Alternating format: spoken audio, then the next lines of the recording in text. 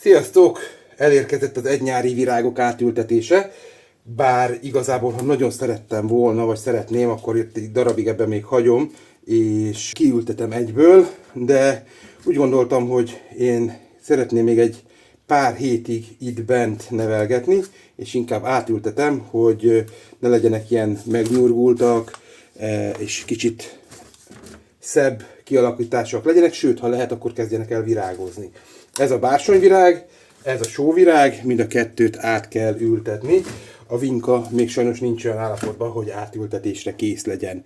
De még mielőtt nekiállok, számomra az egyik legfontosabb a föld előkészítése. Mint látjátok, ez teljes egészében házi, kerti, konyhai komposzt, vagy nem tudom minek nevezzem, tele van tojás, héjjal, ami még nem bomlott le, és ilyenkor én ezt a komposztot általában kültéren a virágos kertbe szoktam felhasználni, de mivel elfogyott az a palántázó földem, amivel szoktam dolgozni, ezért most ezt mindenképpen idebent fogom megcsinálni, és bekeverek egy jófajta kis házi komposztból és kerti talajból és perlitből való földkeveréket, és ebbe fogom átültetni. Ez teljesen jó, hogyha van benne ez a kis tojáshéj, attól én nem szoktam megijedni, igazából kárt nem okoz a földbe, sőt, hogyha szép lassan majd lebomlik, akkor még kálciumot is fog biztosítani a növényeinknek. Na de keverjük össze! Továbbra is, mint mondtam, kerti komposzt és perlit és kerti talaj keverékét használom. Mivel vannak benne kisebb-nagyobb kavicsok, ezeket ki kell szednem. Ha látok benne például pajort, azt szintén kiszedem. Ez a komposztban jó, de a virágok gyökeréhez nem annyira. Ezek majd mennek vissza a komposztba.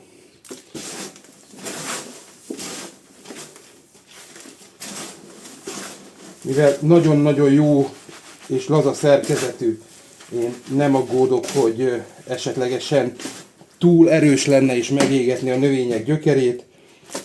Látjátok, ez teljes egészében jó állagú komposzt, hisz nem ragacsos, nem büdös. Egyedül a tojáshéj az, ami benne van, és még jelen van a rendszerbe, de ez max. 2 éven belül eltűnik. A tojáshéj az ilyen, az nagyon-nagyon nehezen komposztálódik. Szerintem igazából nem is komposztálódik, hanem szép lassan elporlad, összeesik apró kis darabjaira. Jó, hát ennyire kevertem csak össze. Úgy gondolom, hogy ez bőven elegendő. Most jöjjön az átültetés. És akkor nézzünk egy kis átültetést, bár ebben sincs semmi bonyolultság. Veszünk egy körülbelül 7 cm-es cserepet, és kiszedjük a növénykét. Igyekszünk a lehető legnagyobb gyökérzettel, és hát nézzétek meg, csodálatos gyökere van. Teljesen behálózta már ezt a kis sejtálca részt. Utána rakunk egy kis földet az aljára, és beleültetjük.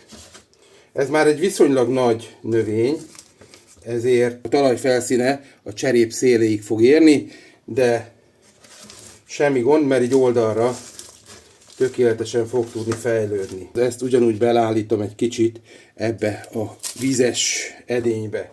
Akkor megyek szép lassan tovább, mindig csak egy növényre figyelek, nem akarom, hogy valamiféle károsodás érje, ennek szintén gyönyörű gyökérzete van.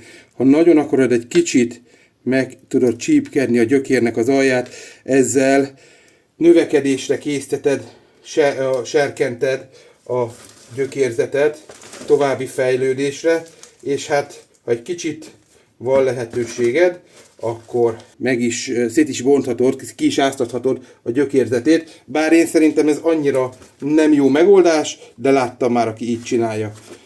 A kisebb növényeknél, itt vannak kisebb növények, ott érdemes azért segédeszközt használni, és itt is vagy a sziklevélnél fogva, vagy a levélzetnél fogva húzzuk ki a növényt, semmiképp ne a száránál. Őnek is van nagyon-nagyon szép gyökérzete, viszont nem olyan szépen jött ki az edényből, mert ő még nem tudta annyira átszőni ezt a kis cserepet, de semmi gond, ugyanúgy behelyezzük középre.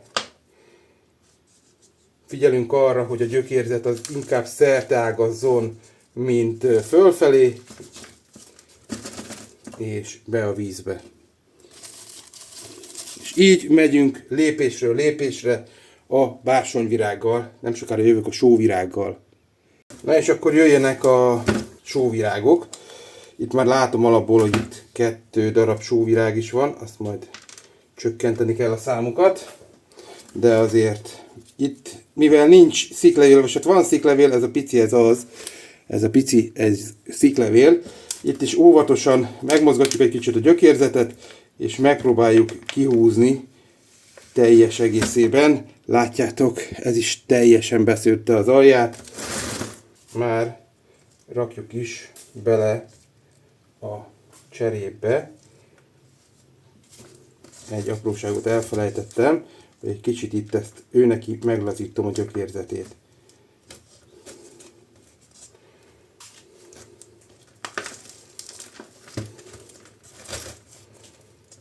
Igyekszünk nem mélyebbre ültetni, mint ahol volt, vagy éppen ahogy a sziklevél elhelyezkedik. Itt egyszerre 2 is van, ezért mind a 2-t megpróbáljuk óvatosan kihúzni. Ez, mivel 2 növény van benne, még jobban be van gyökeresedve, és mivel ez ilyen növény, ezért kénytelenek vagyunk szétválasztani. Hát emiatt némi nemű földet és gyökérzetet biztos, hogy veszítünk, de így óvatosan széthúzzuk. Mondanám, hogy tőosztás, de nem. És már elő is készítettem neki a 2 darab cserepet. Ha véletlenül ez a sziklevél letörik, az nem akkora probléma.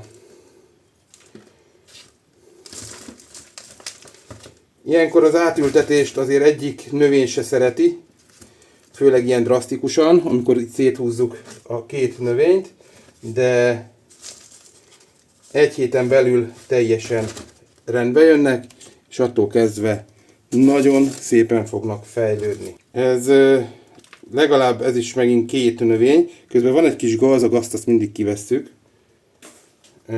Ez legalább, mint mondtam, 2 növény, és óvatosan széthúzzuk a gyökérzetét, hogy nehogy véletlenül. És 2-nél nincs benne több. Nehogy véletlenül megsérüljön a növény, vagy ne tudjon fejlődni. Ezért is fontos, hogy vízbe rakjuk, így beáztassuk az egész gyökérzetét, mert ilyenkor szó szerint beiszapoljuk, és újra létrehozzuk a gyökér és föld kapcsolatot. Talán így kevésbé fogja megsínyleni az átültetést. És most így szép lassan átültetem az összeset, és ezzel a mai munkámat be is fogom fejezni, mert tervezem, hogy elmegyek túrázni. Szóval ti is ültessétek át. A virágnevelés, a növénynevelés nem egy verseny.